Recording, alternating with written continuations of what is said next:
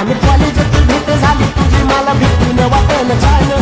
ओळख पाळख वाढली म्हणून लागली तुझीच गोडी अगं प्रपोज माझं तू अपोज करून तशी गजमल जोडी